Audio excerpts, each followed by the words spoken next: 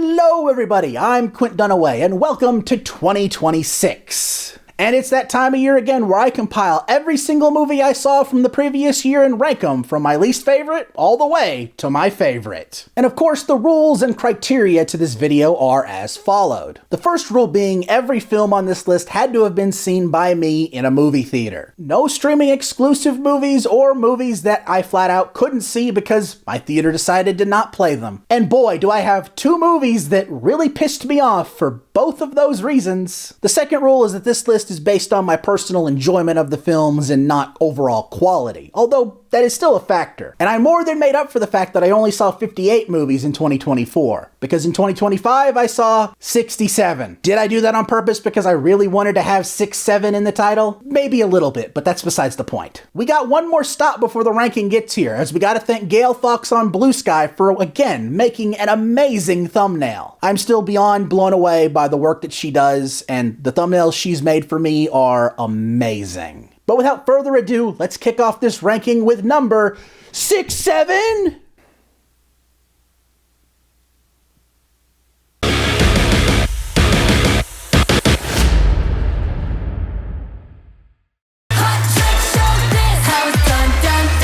Crash landing at the bottom of the list at number 67 is Flight Risk. You know, I should have known what I was getting into with this movie because the first shot of the movie is an AI-generated establishing shot of a cabin. And holy shit, was this awful. The writing is terrible, the characters are extremely unlikable, and the story is painfully boring. Which kinda sucks, because the film's premise isn't actually terrible. They just didn't have any interest in exploring the film more and just wanted to get the movie over with. Mark Wahlberg literally sleeps through this performance, and you're stuck with two characters that are just kinda whatever, with a really bad green screen backdrop, no less. At least Topher Grace was doing the most with this trash. It's a film that screams washed up, and considering it's directed by Mel Gibson, yeah, that checks out.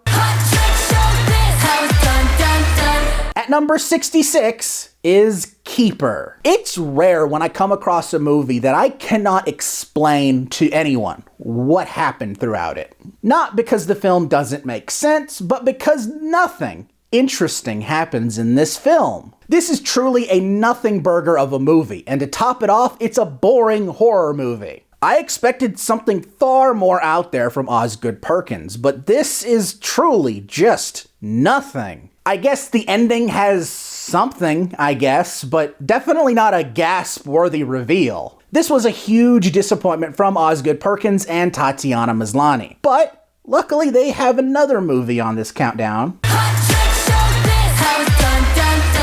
At number 65 is Good Fortune. Yeah, this movie was anything but. And that might be an unpopular opinion because this film was highly praised. But I didn't like it, so it's here. I can't help but feel like I was lied to with this movie. Not because it's not about an angel helping a guy who's down on his luck. It is. I feel like I was lied to because the film isn't funny. Man, what an absolute drag this film was. It's a cautionary tale, one that flat out doesn't work, with one of the most tone-deaf morals I've seen in a film in a long time. It's a film that isn't funny enough to be a comedy, but not heartfelt enough at any point to be meaningful. Usually in a movie like this, the tech CEO is an asshole, which isn't far from reality. It's like they didn't want to commit to the bad guys being really bad guys, but also didn't want to commit to the good guys becoming the same bad guys that they were replacing. Which doesn't really work in a cautionary tale. And speaking of didn't work for me, and I say this with all due respect to him, Keanu Reeves is awful in this movie.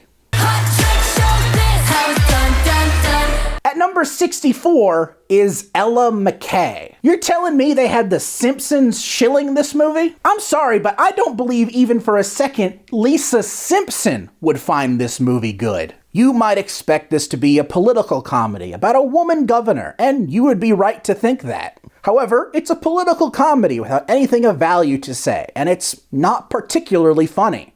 Painfully unfunny even. And anytime the film tries to be funny, it's backed up with some of the worst dialogue you may ever hear in a movie. I am almost willing to go far enough to say that this is the female equivalent of The Room, but with much better acting. And Julie Kavner as the narrator. That kinda got a laugh out of me.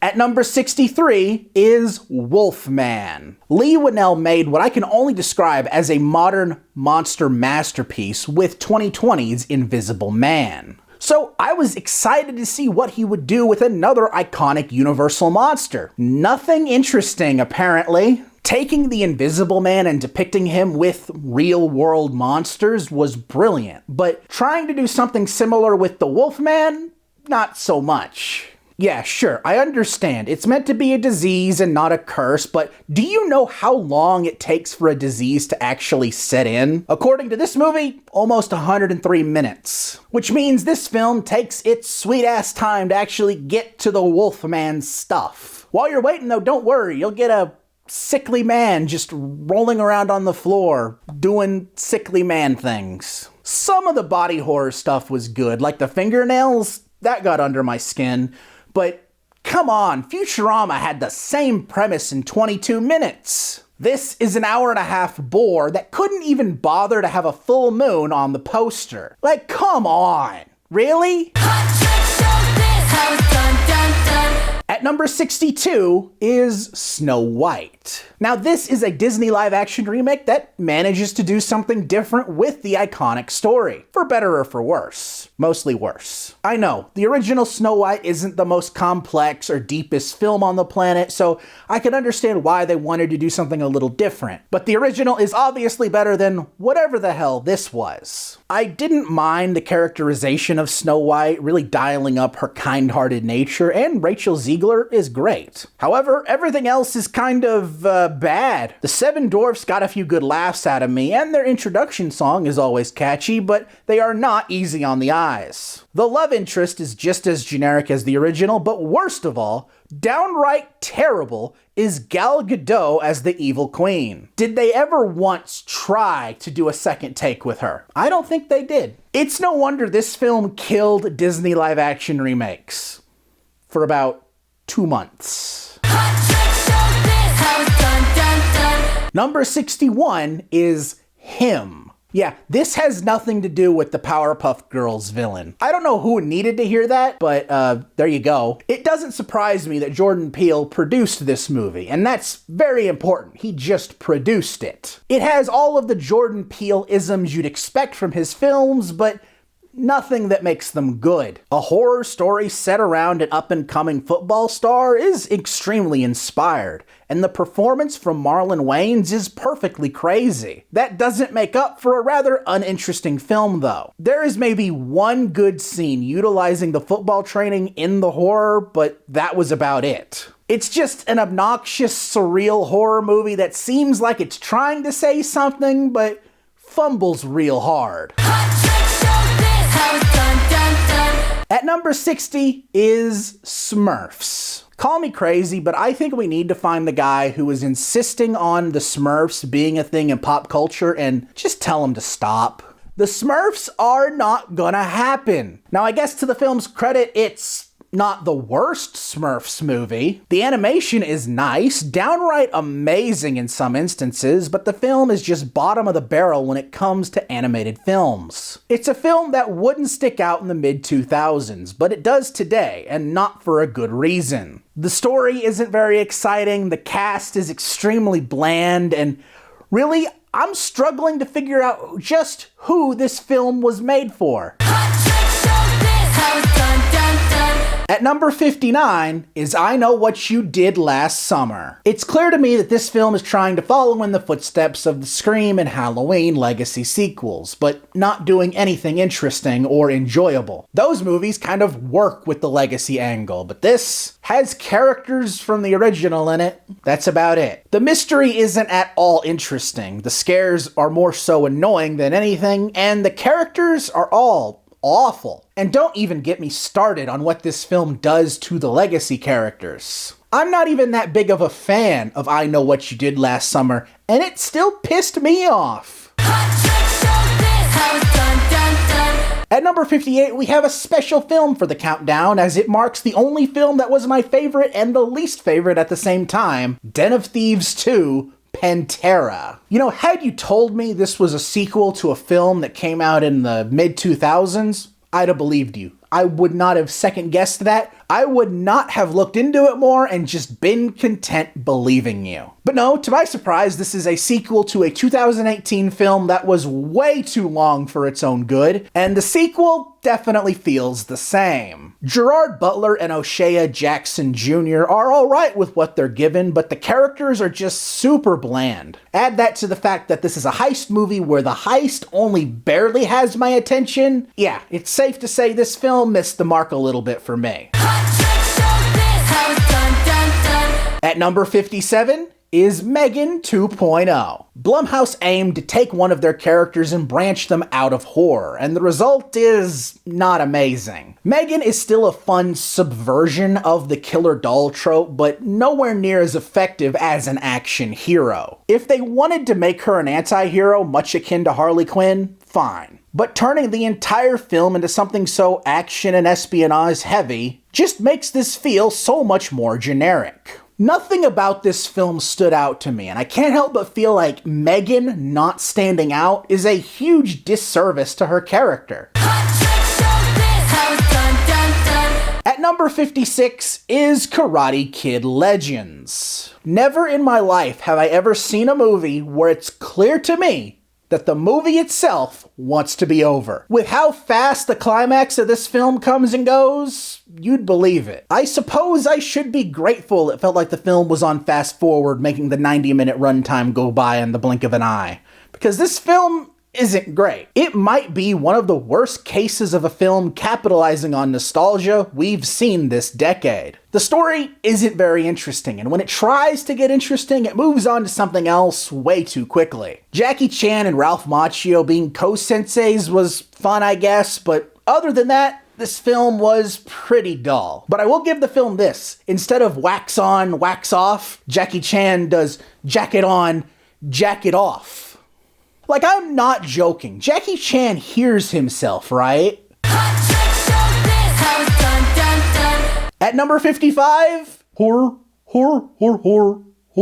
is Five Nights at Freddy's 2. Now, this is much more in line with what I expected the first film to be quality-wise. Sure, there are some moments that got a good laugh out of me, both intentionally and unintentionally, and the animatronics are still pretty awesome. However, the film's awful writing makes the convoluted story a chore to watch. The least it could be is scary, but it couldn't even bother with that. This is one of those sequels that is so bad, you look at the first one and just have a stronger appreciation for it. At least I did. But I will be honest, if they can nail Springtrap, 3 can be pretty good.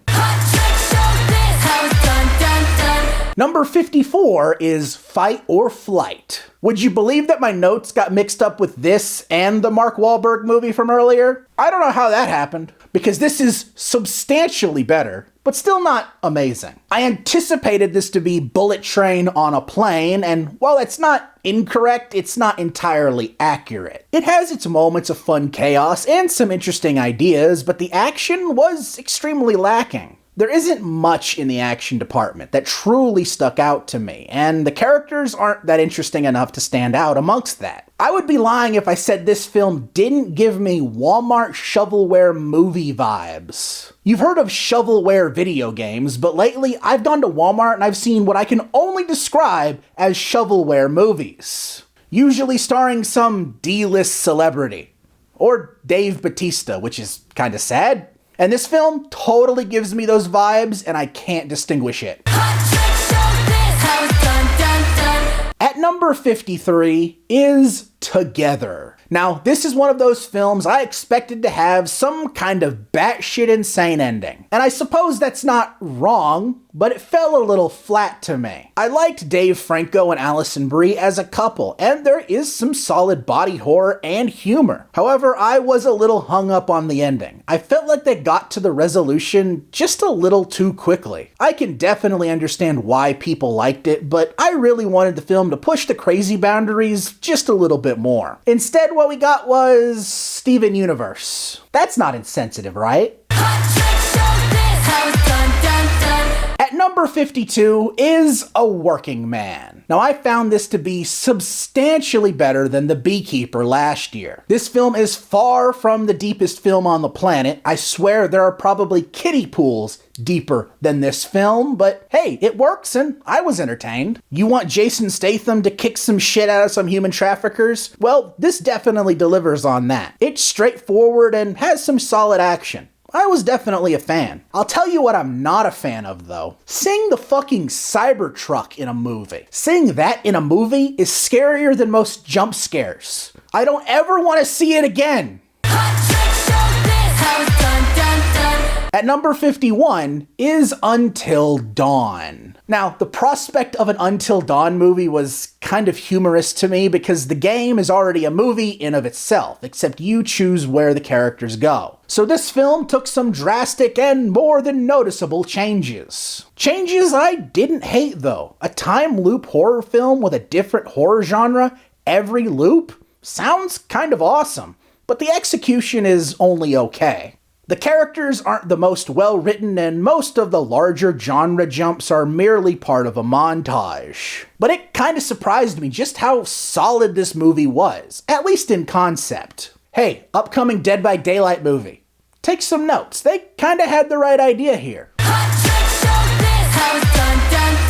At number 50 is Drop. Now, I was a bit worried this film would run into the same problem a lot of other thrillers have had of late. Having a really cool and original idea, but running out of steam about halfway through and being a little less interesting by the end. Luckily, this film didn't. It's actually a more than effective thriller that nails the anxiety. I liked the two leads, and the cast of suspects is fun and diverse too. However, the actual mystery is a touch weak. You kinda just get a big exposition dump at the end of the film, and that's it. That aside though, this is still a solid enough thriller, and it doesn't rely on a nostalgia gimmick like Christopher Landon's other films. And no, that doesn't mean Happy Death Day and Freaky are bad movies.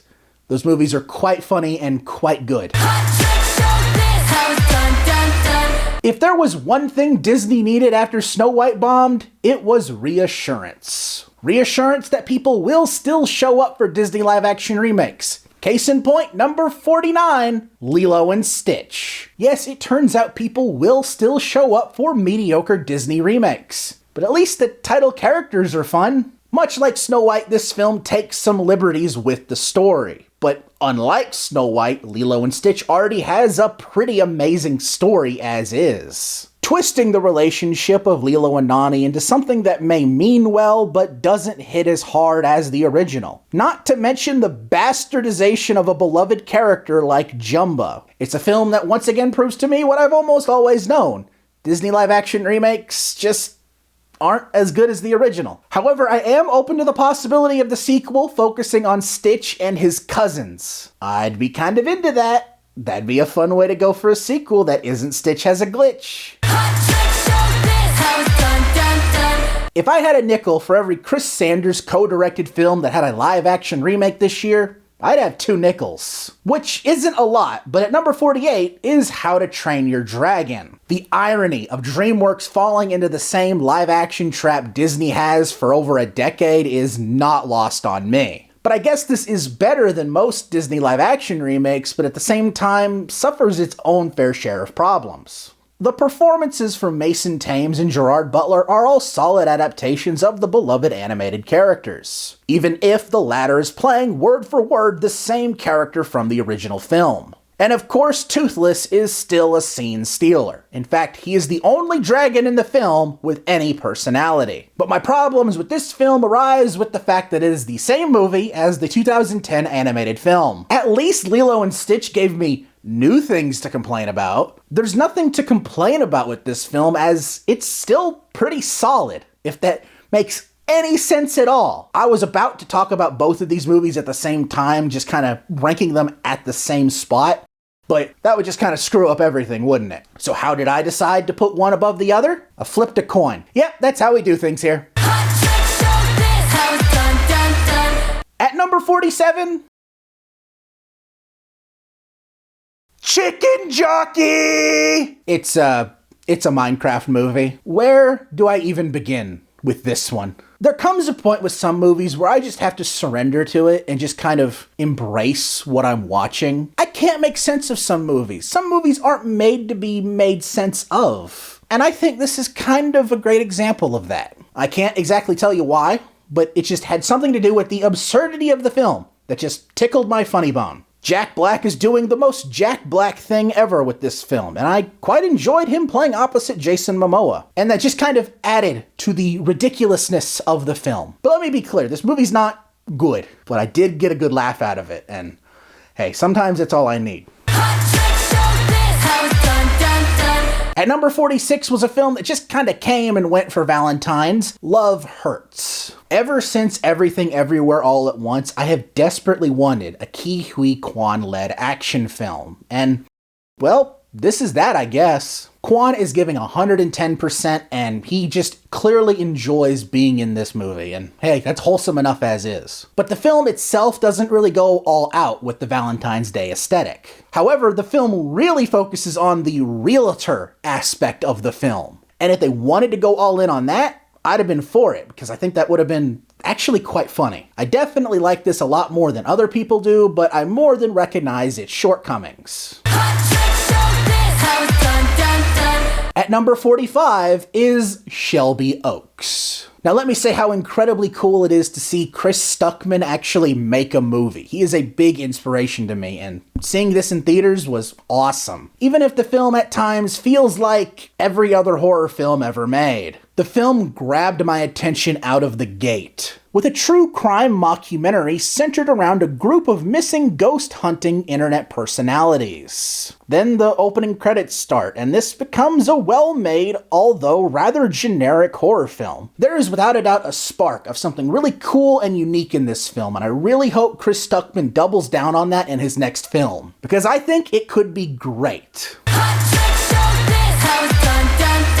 Are you ready, kids? Because at number 44 is the SpongeBob movie, Search for SquarePants. Either I'm just getting old or SpongeBob just isn't hitting the same anymore. I suppose both can still be true, but I'm just gonna assume the second one for now. It has all the nautical nonsense you expect from the porous icon, but that is almost all the film has. I loved the Flying Dutchman being the film's main villain, and the change to Mark Hamill really works, but the story isn't anywhere near as adventurous as you'd think. That's something the original SpongeBob movie did so well. This film sacrifices anything that could be remotely interesting with just more SpongeBob craziness, which isn't the fault of the film at hand, it's just where my expectations were.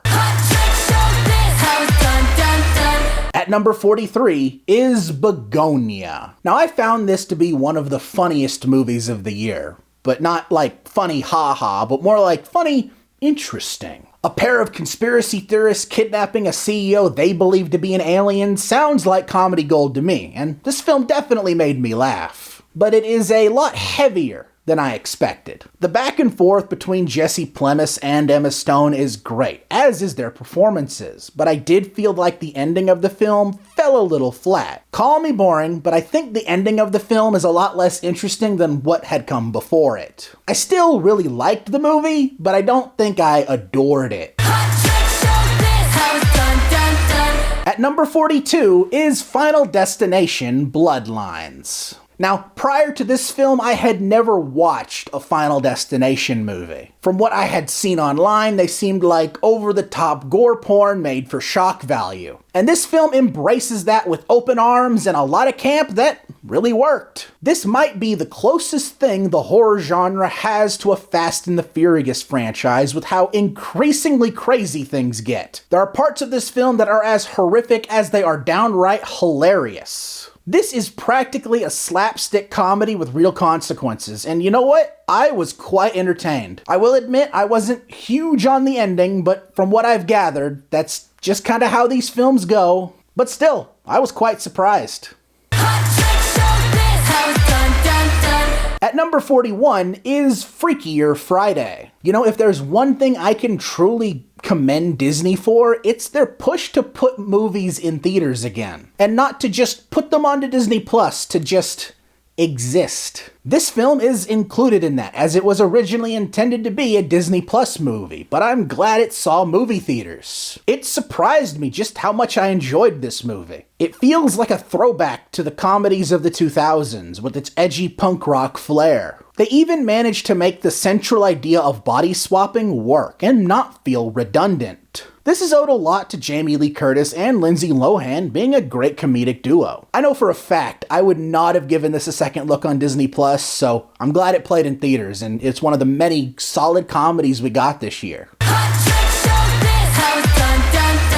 At number 40 is Jurassic World Rebirth. Listen, we all kinda have that trashy franchise we like, and this is definitely mine. And if you don't have one of those, you should try it. It feels good. And I found this to be a fun enough adventure in the Jurassic universe, even if it faces the same problems all the other sequels do. I actually really liked the idea of the film exploring the more than likely other hybrids our god cosplaying scientists have created. But that's only a fraction of the movie. The other half of the movie is more of the same. I did appreciate the return of the Spinosaurus though. There are also way too many characters. From the main cast, I really only like Jonathan Bailey as the super mega dino nerd, which really is the best character archetype for these films. I will always show up for these films and enjoy them when I'm watching them, but I do recognize that maybe they're running out of fossil fuels.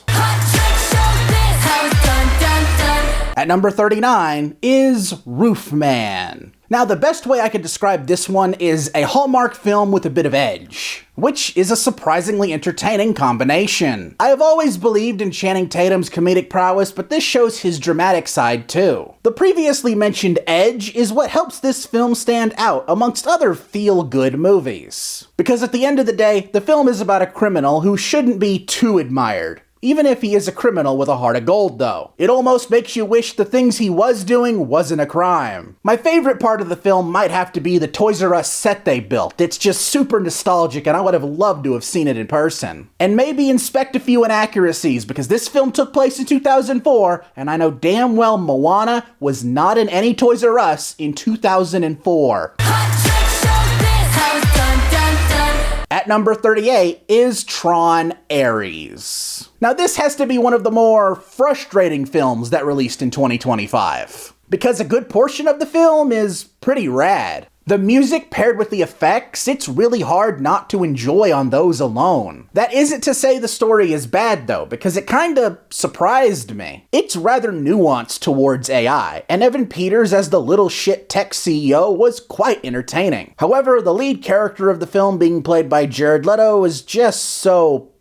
ugh. Even if I thought the average Leto performance worked with a Tron program, just something about his presence in the movie is enough to taint it. And the box office clearly reflects that. Seriously, there are so many actors who are more well-liked that could have sold this movie better. But I suppose not all of them are willing to produce this film with their own money. All in all though, it was still really fun to see this franchise return to the big screen. And maybe we'll see the grid again in another 15 years. At number 37, it's not the monkey chain or the monkey fist. It's just the monkey! This is definitely a huge tonal shift for Osgood Perkins after Longlegs, and significantly better than the previously mentioned Keeper. It really shows his range as a director, as the film has some pretty great humor in some really fucked up scenes. This is a warped as hell dark comedy, and it's extremely successful in that mission. I did find the second half of the film to not be as strong as the first. Something about it being from two kids' perspectives was just a little bit more engaging. But I suppose that's par for the course when it comes to Stephen King adaptations. But this is still a solid film, and I want more batshit crazy horror from Osgood Perkins, because he's great at it. At number 36 is The Accountant 2, or The Accountant Squared, I guess. I suppose I shouldn't be surprised that a mediocre action film from 2016 got a sequel 9 years later, but you know what is surprising? The fact that this is just so much better. Not only does this film feel much more straightforward, it has a lot more personality to it. A lot of which is owed to Ben Affleck's and Jon Bernthal's relationship as brothers. They make for a solid action duo. There is even a pretty awesome and satisfying ending to the film, another thing the first film lacked. Plus, the ending is very cat positive, and that's always a plus to me. The route they go to depict an autistic action hero is still ethically questionable, but anything to ensure RFK Jr. checks under his bed every night for Ben Affleck. At number 35 is Song Sung Blue. Look, I get it. You're tired of musician biopics. You're tired of everything being related to musician biopics. But I can guarantee you, this film is not a musician biopic. Mainly because this film follows two regular everyday people and their real-life struggles as they try to express their passion for entertaining. Yeah, this film hits you fast with what can only best be described as reality. And I was far into it more than I expected. No joke, I thought a movie about a Neil Diamond cover band sounded so stupid, but between Hugh Jackman and Kate Hudson's great performances and a unique take on the genre, this might go down as one of the few biopics that actually feels relatable.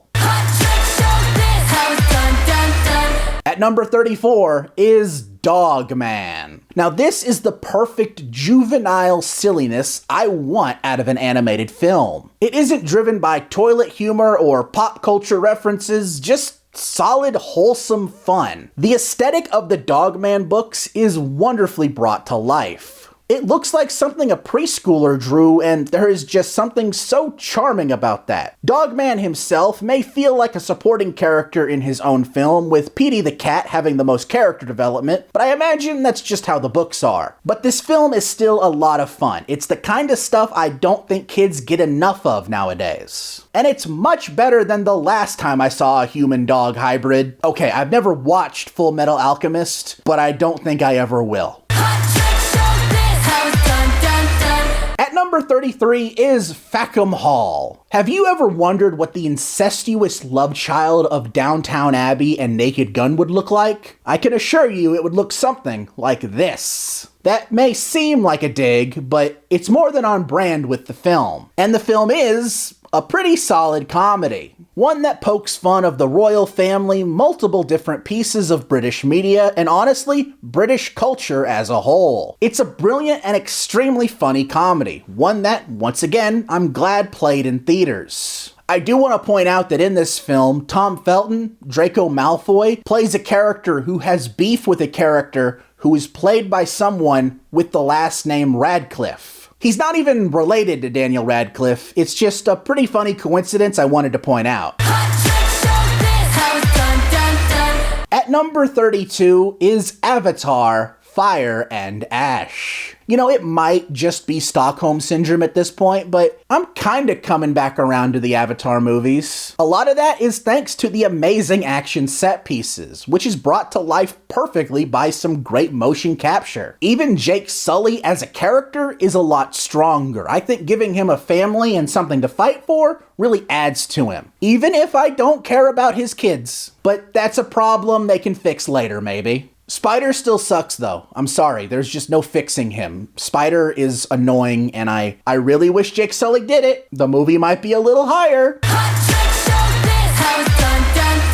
At number 31 is Wicked for Good. Yeah, I can definitely understand why so many people say the second half of the play isn't as strong as the first half. But I still think it makes for a solid conclusion to this two-parter. Cynthia Erivo and Ariana Grande are still great as Elphaba and Glinda, and the story they have together is still quite captivating. Certain other story beats feel extremely derivative though, especially when it starts running simultaneously with the original Wizard of Oz story. Even the music didn't hit as hard as it did in part 1. really only one, maybe two stood out to me. At least we still have Jeff Goldblum as the wizard, who is the perfect shitty con man that can only ever happen in a movie. Because what kind of leader would demonize one of its citizens to make its regime look better?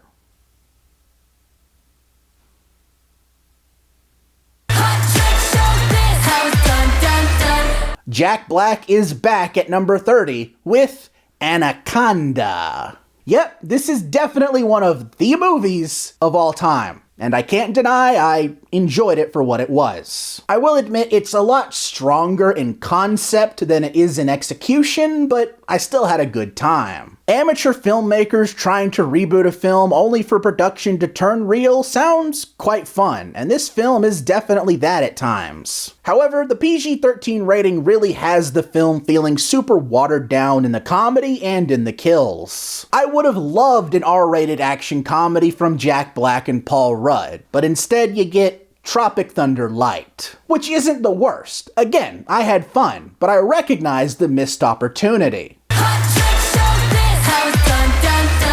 At number 29 is Mickey 17. I can't say a movie where Robert Pattinson does a Porky Pig voice is what I would do after winning multiple Oscars, but I suppose Bong Joon-ho and I are two different people. Jokes aside, this was actually a lot more entertaining than I anticipated. Robert Pattinson is great as the film's two Mickeys, as he plays them both very distinctly. And the film is actually incredibly funny with its extremely unsubtle humor. It is so incredibly clear where Mark Ruffalo got his inspiration from for this movie, and I support it, making this a really fun and original sci-fi film. And we don't get many of those nowadays, do we?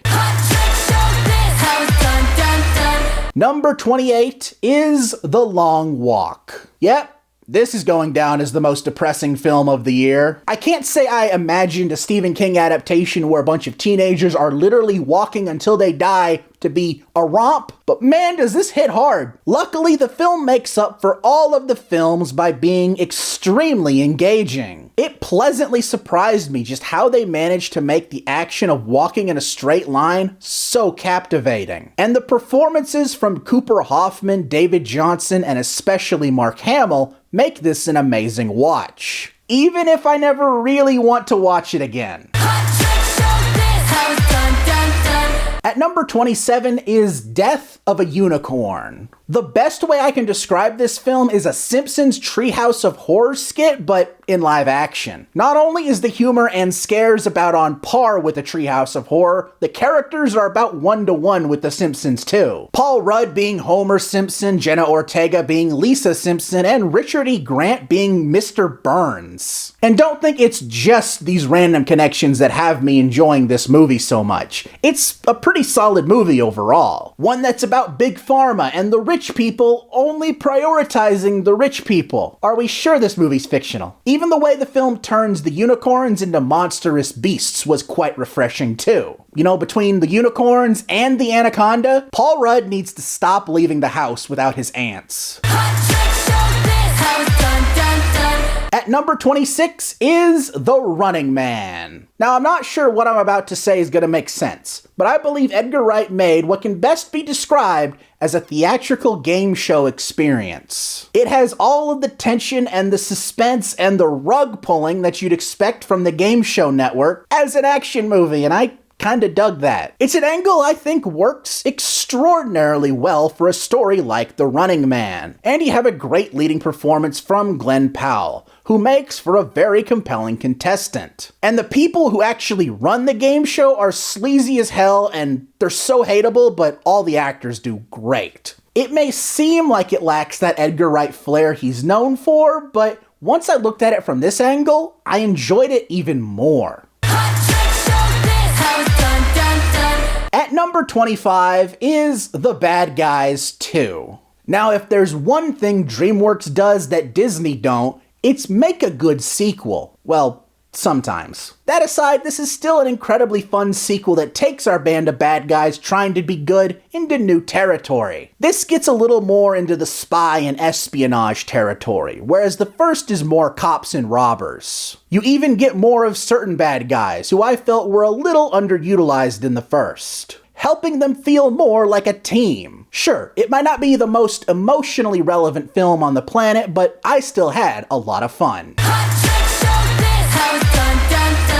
At number 24 is Ballerina. Now, I'll admit, this isn't exactly what I expected from a John Wick spin-off, but it more than worked for me. Ana de Armas is a great action lead, and her story really stands on its own apart from John Wick's. There are a lot of great action set pieces here, and it wonderfully expands the world of John Wick. I'm so glad they didn't actually keep that in the title. If I had one complaint though, it's the fact that in a movie called Ballerina, I expect to see actual ballet moves used in the action scenes. She uses a fire hose to have a beam struggle with a flamethrower, and that's awesome, but I feel like they should have incorporated more of the ballet aspect to her character in the movie a little bit more. A missed opportunity, but the film is still really good. At number 23 is Black Phone 2. Now this is the kind of character evolution I think Blumhouse wanted with Megan, but here it works so much better. A sequel to The Black Phone didn't really seem warranted, but Scott Derrickson found a way to make it interesting and cool, all the while not sacrificing the horror elements. It's drastically different from its predecessor, dialing even more into the supernatural world, and Ethan Hawke is a menace. I also really liked all of the characters, from our leads played by Mason Thames and Madeline McGraw to the supporting cast who subverted my expectations in a rather refreshing way. All of that in a snowed-in camp made for a fun and extremely atmospheric horror film. I would be more than interested to see another one of these, especially if it's as entertaining. Hey, if we're not getting Freddy Krueger anymore, I'm all for the Grabber being the new Dream Demon, even if his name is stupid. It's crazy to me they put him in Fortnite.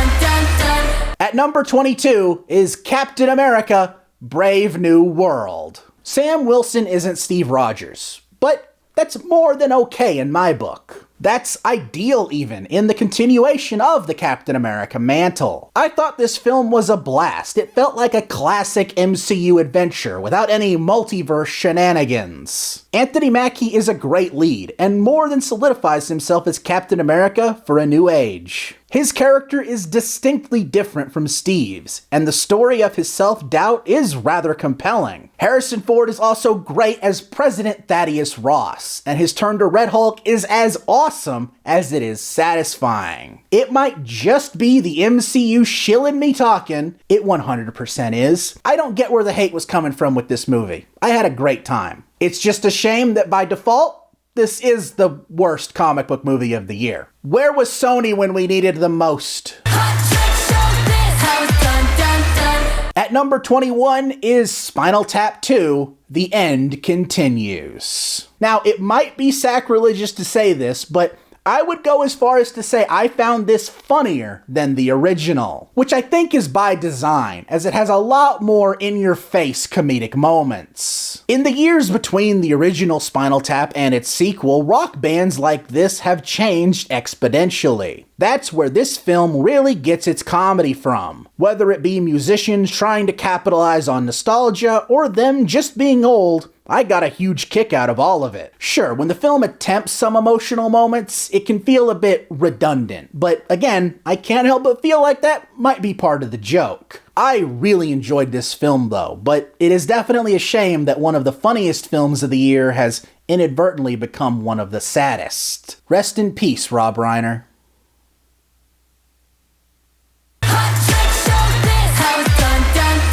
At number 20 is Elio. It's kind of sad that the film about feeling alone has the fans of it online feeling the same way, because no one went to go see this film, which is a shame because it's another great Pixar film. I really wish more people would give this film a chance. It has all you expect from Pixar, from a fun cast of characters, some amazing animation, and an extremely moving story. The film just worked so much for me, even if what we got was probably heavily altered from the original concept. But hey, it's not every day you see a wholesome movie about child abduction, but leave it to Pixar to do it.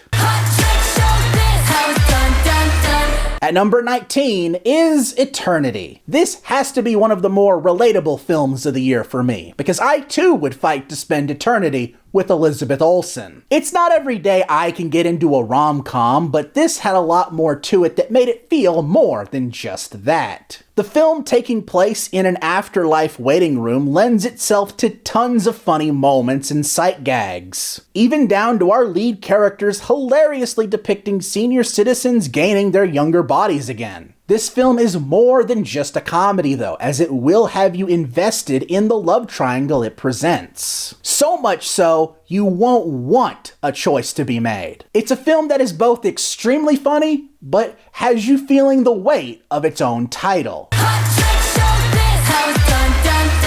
At number 18 is F1. This easily joins the ranks of movies that are about racing that are far more interesting than actually watching NASCAR. That mainly consists of this and Talladega Nights. It doesn't surprise me this came from the same director of Top Gun Maverick, because this is an extremely captivating sports film. So much so, I wouldn't be out of line to call it an action movie at times. Sure, maybe the story itself isn't the most unique or captivating, but the camera work with the racing scenes and Brad Pitt's performance easily makes this one of the best dad movies of the year.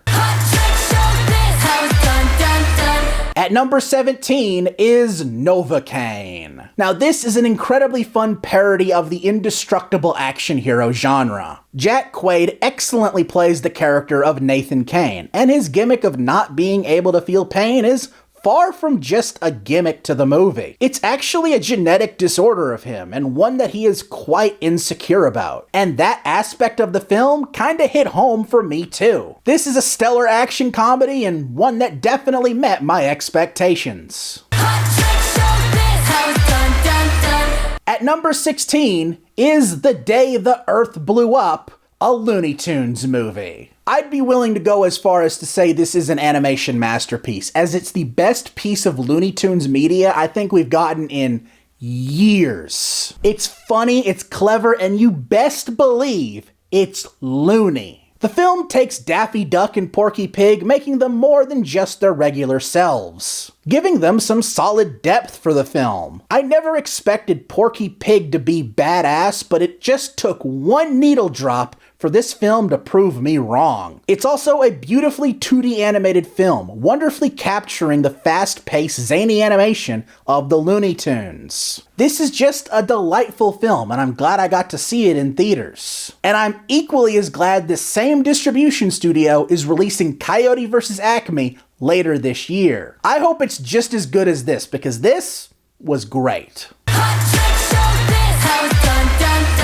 At number 15 is Nobody 2. I didn't know I needed an action movie take on National Lampoon's Vacation, but I'm glad we have it now. Nobody was one of my favorite action movies in recent memories, and this just gave me more of what I enjoyed. Bob Odenkirk once again delivers as an action dad star, and Christopher Lloyd steals the show, being one of the coolest grandpas in cinema. It also includes some incredibly unique action scenes. Seriously, how many movies have ever had a fist fight on a duck boat? I was just a huge fan of this. Now, I know this film didn't perform amazingly, but if by some miracle we got a third movie, I'd want them to really dial in the National Lampoon thing and go for a Christmas Vacation action movie next. And you know what they could cross it over with at that point?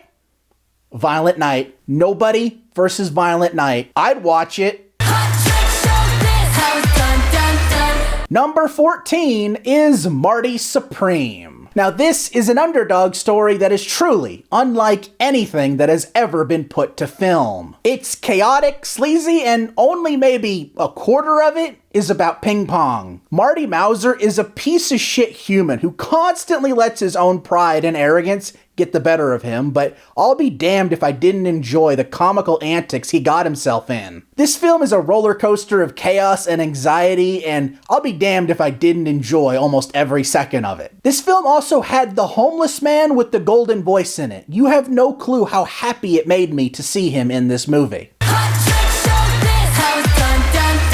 At number 13 is Sisu Road to Revenge. Now, this is a prime example of a sequel that isn't necessarily better than the first, but more of the same. But that same is still pretty freaking awesome. This film is raw as fuck, much like the first, with amazing action sequences, a simple but effective story, and one of my favorite action heroes in cinema, Mr. Antifa, as I like to call him. He gives the Doomslayer a run for his money when it comes to being too angry to die. It's not a film that I think set out to be better than the first, but it's one that more than delivered on everything I wanted out of it, and man, was I a fan. At number 12 is One Battle After Another. Now, this is a film that will have you on the edge of your seat, but not necessarily because it's action-packed. This is an intense film from beginning to end, and I guarantee you probably won't feel the 2-hour and 40-minute runtime. Leonardo DiCaprio's performance is obviously going to be great, but Sean Penn delivers one of the best performances of the year. This film definitely goes in a much different direction than what I was expecting from the opening, but I was more than a fan. It's a lot more of a generational trauma movie and how the well-meaning but reckless actions of the mother are still haunting her daughter. Maybe I'm underselling the film a little bit in that description, but that's the best way I can describe it without spoiling it. It's just that good of a movie. I highly recommend this film because it is just so good. Also, fuck ICE. This seemed like the best movie to say that with, so fuck ICE. At number 11 is The Naked Gun. This was probably one of the biggest swings from any studio this year, but I'll be damned if it isn't a home run. This film is so incredibly funny. They match the trademark Naked Gun humor and then some, taking the cop drama tone of the original and adding more espionage flair. Liam Neeson was perfectly cast too, quite possibly the only man I think could capture the spirit of Leslie Nielsen. There were plenty of extremely funny comedies this year, but this, without a doubt, had to be my favorite. We are officially in the top 10, and if you've made it this far, thank you so much for watching. And if you're enjoying, remember to like and subscribe, because we got some big movies this year coming out. And just a heads up, there may or may not be some surprises in this top 10 that correlate to other movies on this countdown.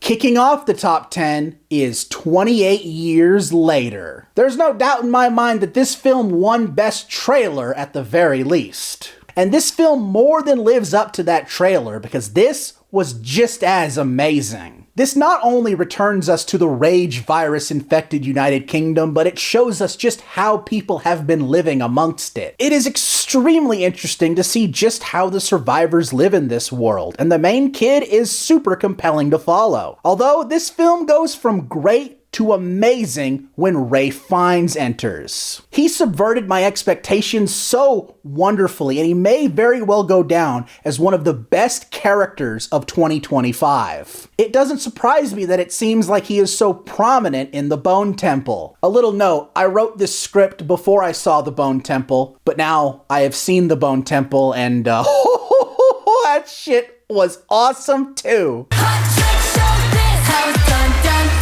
Number 9 is Zootopia 2. I know, people turn their noses up at Disney sequels, and usually for good reason, but if they were all as good as this, I think we'd all be happy. This is a tremendous sequel in almost every way. It wonderfully expands the world of Zootopia with a storyline that is smart, funny, and just as poignant as ever. The storyline they give to the reptiles hidden within the world of Zootopia is brilliant, and the adventure Nick and Judy go on is extremely captivating. This has to go down as one of the best animated sequels out there, and possibly one of the best sequels, period.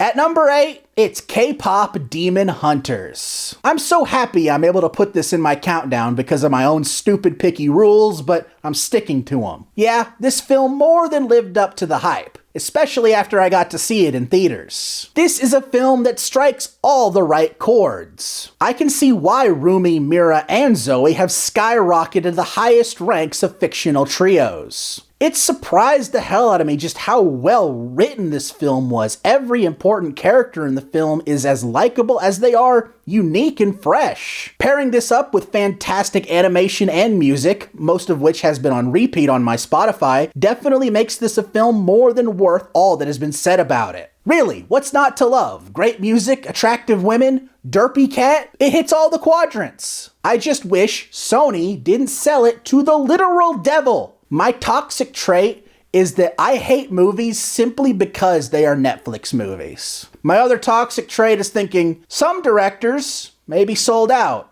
Guillermo del Toro's Frankenstein and Wake Up the Dead Man are not coming up. To make up for the fact that those two movies aren't on this countdown, here's a code for the first Nobody. I've already sung high praises about its sequel, so check out the original, it's great.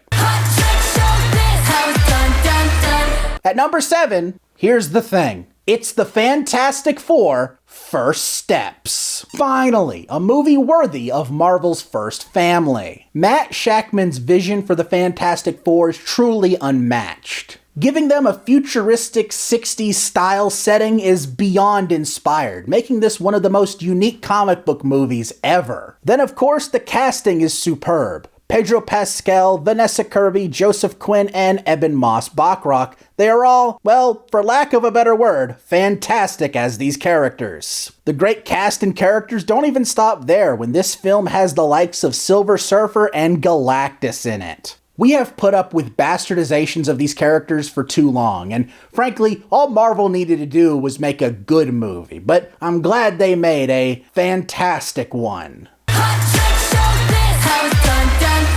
At number 6 is Predator: Badlands. It's about time we got a Predator film focusing on a Yautja properly, and Dan Trachtenberg knocked it out of the park once again. This is an amazing reimagining of the iconic alien. Deck of the Yautja's journey as a runt looking to prove himself more than made for a great subversion of the Predator franchise. And pairing him up with Elle Fanning's character also adds a great dynamic, giving this film both a solid emotional impact as well as some great comedic moments. And the PG-13 rating doesn't water it down, as the film goes in the perfect direction to make it work. All of that in what I can best describe as the best Pixar film of the year. Sorry, Elio.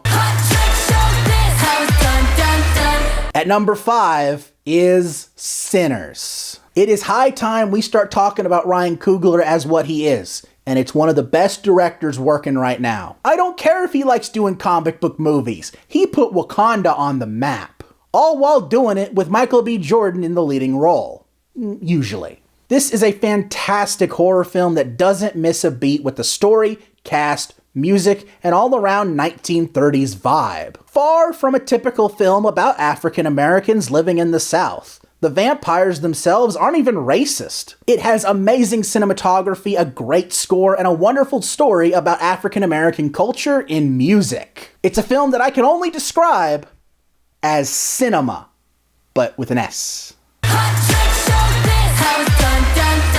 At number 4 is Thunderbolts. This is the kind of fresh movie diehard fans as well as casual fans want out of the MCU. It has all of what you come to expect from the MCU. Great characters, great action, great jokes, all of it. But this one has a little bit more of a deeper meaning. This one delivers a more emotionally profound story, something not too often seen in comic book movies. The entire cast really sells the themes here, but without a doubt, the best one is the newest addition, Lewis Pullman, as Sentry. We need more comic book movies to find this perfect balance of real-world emotion and blockbuster fun, because this definitely did that. I really hope these characters don't all die like fodder in Avengers Doomsday. That would be so disappointing. And I know I'm not calling it the new Avengers because that's stupid. I'm not going to do that. To make it up for you, here's a code for Wicked. Wicked Part 1, that is. Normally I would have put the code in the bucket and picked up the bucket, but the system I have going on back there doesn't really allow me to do that. There's kind of a theme with these codes too. Tell me if you figure it out.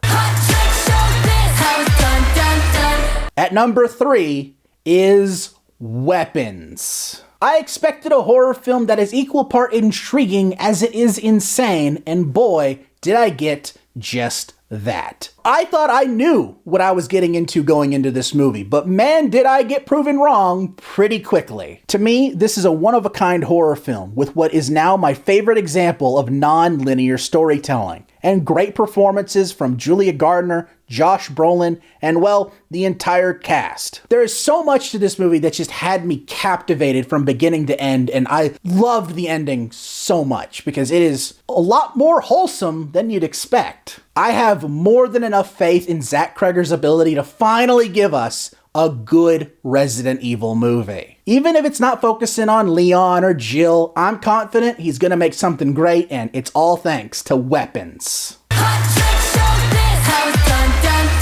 At number 2 is Mission Impossible: The Final Reckoning. If anything this movie doesn't supplant Tom Cruise's Ethan Hunt, and honestly, the Mission Impossible franchise as a whole as one of the greats, I don't know what will, because this movie was amazing. This is about as perfect as I could have asked for. Not just a follow-up to Dead Reckoning, but the finale of one of my favorite franchises. Tom Cruise is giving his A-game, as always, and performing some of the biggest stunts of the series. There is one set piece that had my jaw on the floor for how captivating it was, and really, that doesn't narrow it down at all. This is just a great spy movie with a shockingly relevant story, and that is quite possibly the best way the IMF team could have gone out. But before we get to number 1, here's a code for Mission Impossible: Dead Reckoning. One of these days, I'm actually gonna have codes for movies I'm talking about on this countdown, but that is not today. As you know, I really like to pick a movie that's not only great, but resonated with me a lot with the year I had. In 2025, I really hated seeing basically the bad guys win. It is disheartening at times to just see justice not be served in any way, especially when it seems like being an asshole is more liked. But luckily, we had one movie come out that reminded us, or at least reminded me, what being a good human is all about. Because at number 1 is Superman. This is the film Superman has been deserving since the turn of the century, and James Gunn don't miss. This film is full to the brim with joy, life, humanity, everything that is the embodiment of Superman. There is no sign of him being a stoic or a farmer here. David Corenswet skyrockets to the top of the ranks of amazing comic book movie castings, as well as Nicholas Hoult as Lex Luthor, giving us the best Superman and Lex Luthor dynamic since Reeve and Hackman. At the film's core, though, is the kind of humanity and kindness that you just don't see in the world where being an asshole is rewarded and applauded. Superman is supposed to be the best of us, even if he's not one of us. And this film more than captures that perfectly. That's why Superman is my favorite film of 2025. Thank you all so much for watching this countdown. Again, I love doing these things, but they are a bit of a production. This video is a pretty big production of mine, and ever since I was like 12, I always thought this would be a more fun way to revisit the movies of the past year than rather just a top 10 best or worst. And also, pretty rough on my voice. I really hope 2026 is a better year for me and the channel and the On-Cue Review show, and I might even be streaming some more. But either way, I hope you all enjoyed this ranking. And if you did, please consider hitting that like button, and if you want to see more, hit that subscribe button and ring that bell to be notified when the next video drops. Until next time, I'm Quint Dunaway, hoping you will keep it cinematic.